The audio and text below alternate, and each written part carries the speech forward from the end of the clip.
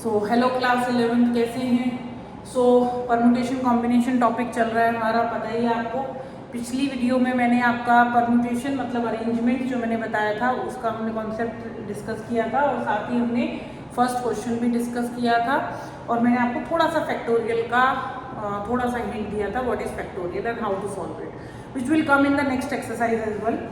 Second question आज हम discuss कर रहे हैं। Question is how many 3 digit even numbers can be formed, मतलब आपके पास जो डिजिट्स अवेलेबल हैं, डिजिट्स जो है वो है 1, 2, 3, 4, 5 एंड 6। इन डिजिट्स का आप इस्तेमाल करेंगे एंड आपको 3 डिजिट का इवन नंबर फॉर्म करना है। क्या है? 3 डिजिट का इवन नंबर।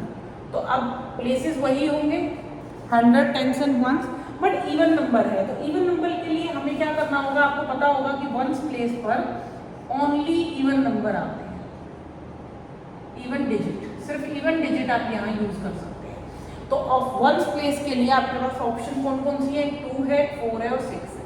तो 3 ऑप्शंस ही अवेलेबल है। इसके अलावा अगर आप 1, 3 या 5 लेंगे the number will become odd, right. अब बचते हैं हमारे पास 100 प्लेस।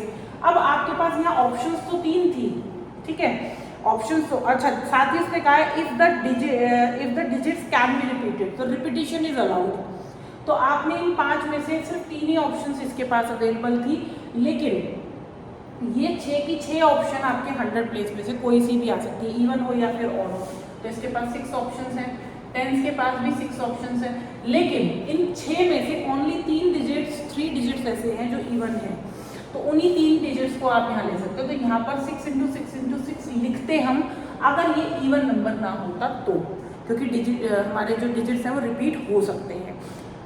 लेकिन यहाँ पे 3 सिर्फ इस वजह से लिया क्योंकि सिर्फ इवन डिजिट यहाँ आप अप्लाई कर सकते हैं। बस इसे मल्टीप्लाई कर दीजिए, 36 × 3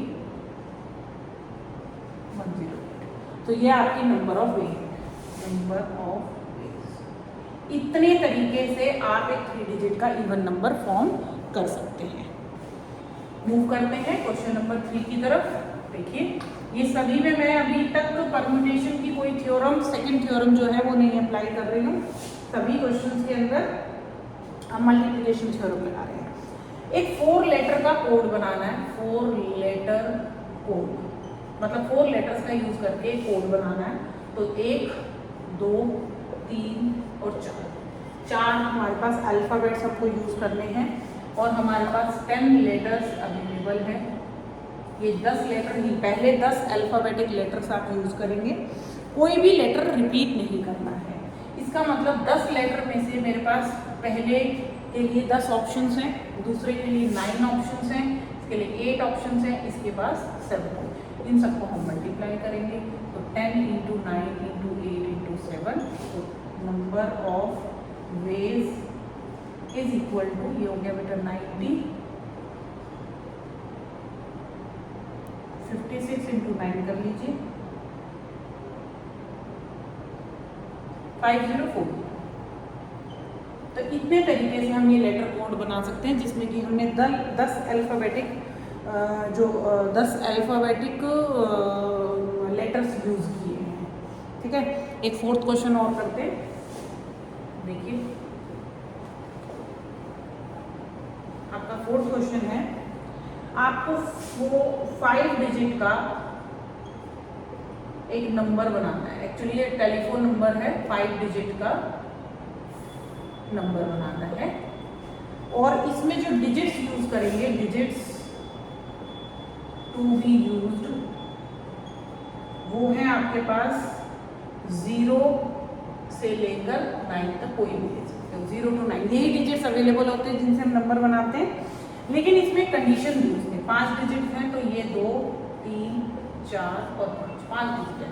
लेकिन हमारे पास एक रिस्ट्रिक्शन है कि हमें एक तो कोई भी डिजिट रिपीट नहीं करना है, no digit appear more than 1, मतलब रिपीटिशन नहीं करना, और साथ ही साथ हमको यहाँ पर 6 और 7 से ही शुरुआत करनी। तो ये तो फिक्स हो गया, तो हमें जो भी अरेंजमेंट करनी है इन 3 में करनी है।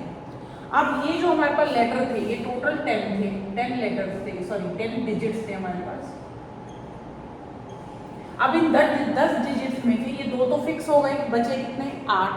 अब इस 8 को अपने इस तरीके से यहाँ पर यूज करना है। इसके पास कितनी ऑप्शन? 1, इसके पास भी ओनली वन ऑप्शन जो ऑलरेडी फिक्स्ड है।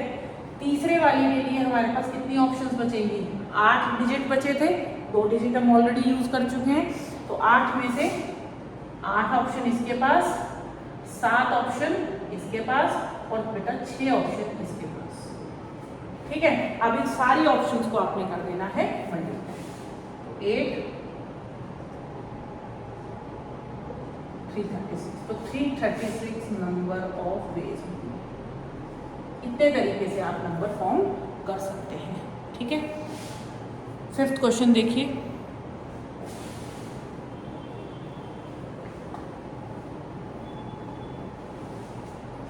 आपका 5th क्वेश्चन है कि आपने यहाँ पर 1 कॉइन है, इसको 3 टाइम्स आपने टॉस करा है। ठीक है, और जितने भी आउटकम आए उनको आपने नोट डाउन कर लिया। How many possible outcomes are there, कितने पॉसिबल आउटकम्स हैं। तो आप देखिए बेटा, आपने 3 बार करा, ये 1 टाइम, ये 2nd टाइम, ये 3rd टाइम। इसके पास कितनी ऑप्शन है? एक पॉइंट में 2 ही ऑप्शन होती है, हेड या टेल। इसके पास आया या तो हेड या फिर टेल।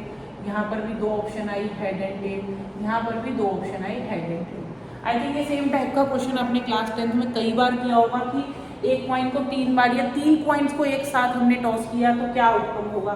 तो 2 ऑप्शन यहाँ आई, 2 यहाँ आई और 2 यहाँ आई, तो ये 8 टोटल आउटकम्स होंगे। तो total number of outcomes is equal to 8। 8 options हैं आपके पास। ठीक है, so that was our question number 5 and 6th is will be your last question of this exercise. Question number 6 है आपके पास। 5 फ्लैग्स हैं आपके पास, डिफरेंट कलर्स के 5 फ्लैग्स अवेलेबल हैं।